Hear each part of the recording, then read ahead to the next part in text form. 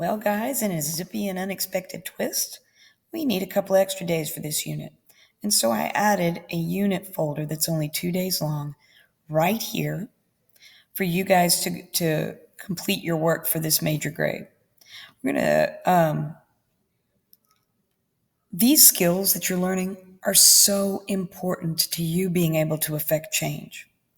The email skill, it's sad, but people your age are not expected to write an intelligent anything. And if you can send an effective and intelligent email to a congressperson or a superintendent or the police officers in Tomball or in Chicago or whatever state you want to do, anything that you can do that sounds intelligent and is backed up by research and makes sense and is proofread and literate will be looked at with great respect.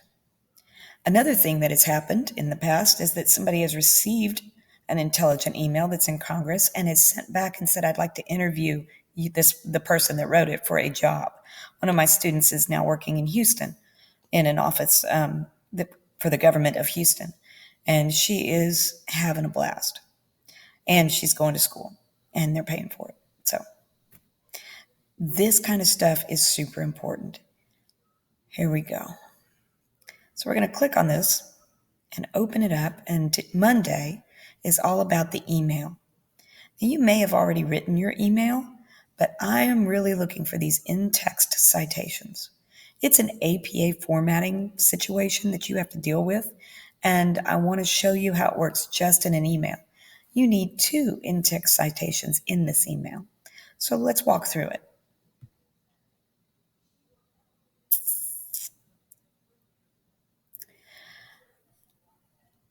So your email would look something like this. You don't have to do it this way.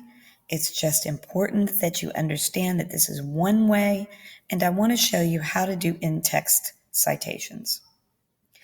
So it's a 3-paragraph email. The first paragraph introduces yourself and why you're writing.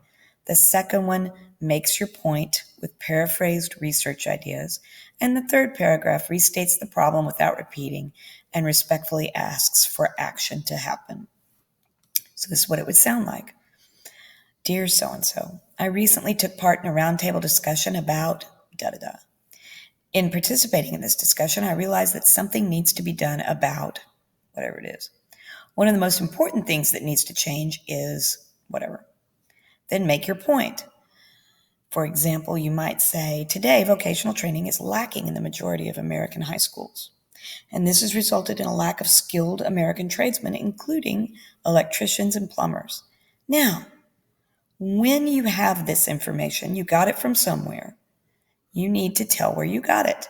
And in the APA formatting, you right after it, you put a parentheses, the name of the author, and the date of the publication, close parentheses, and then a period. Most people screw up when they put the period here. I know it looks weird, but you have to put the period after the last parentheses. This tells where you got the idea from something written by Smith in 2016. That's it. If you are writing for college and you have one source, you may just put a page number here, P period page number. Or if you have multiple sources, you may put the name, the date, and the page number.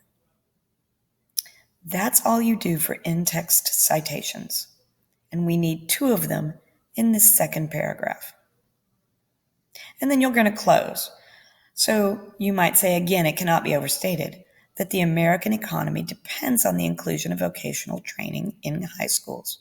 As an influential member of Congress, I guess, it is so important that you call them to action. Work to change public education so that it includes vocational education, or change the law, that says that we don't need public education. You need to ask for change.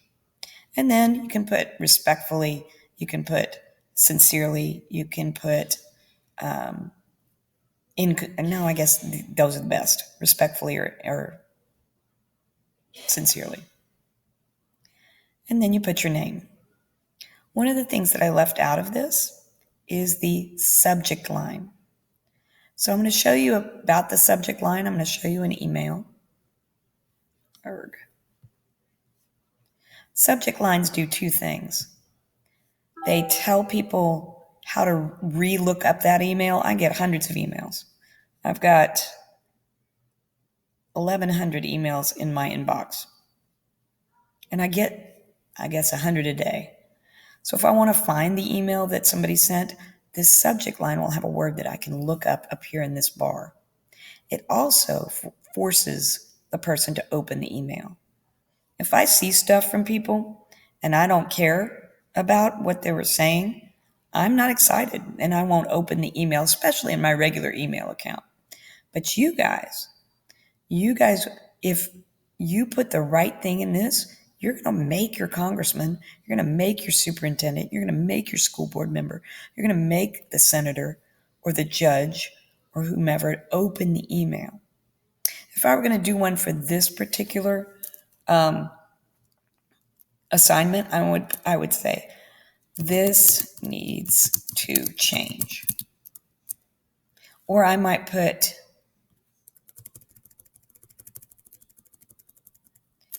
your attention in, I guess if you don't spell it right, they're going to think you're an idiot, in this matter is appreciated. Or you can put,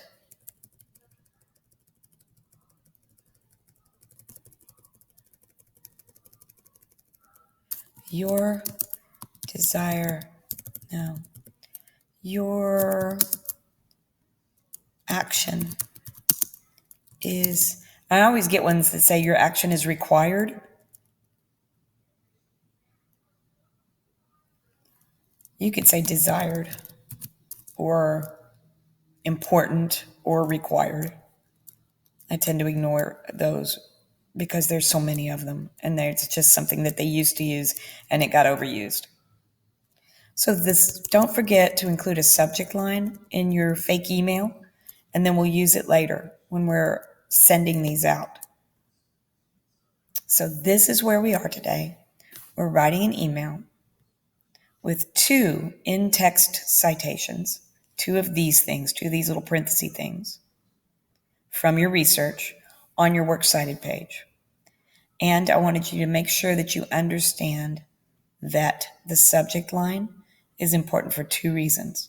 It helps people find your email again, and it causes them to want to open the email. Remember, it could be read by somebody of great importance who's willing to pay you money to work for them because you were intelligent and effective in your communication skills. And that is not a skill that many people your age have. All right, that's pretty much it. I will talk to you guys tomorrow. Bye.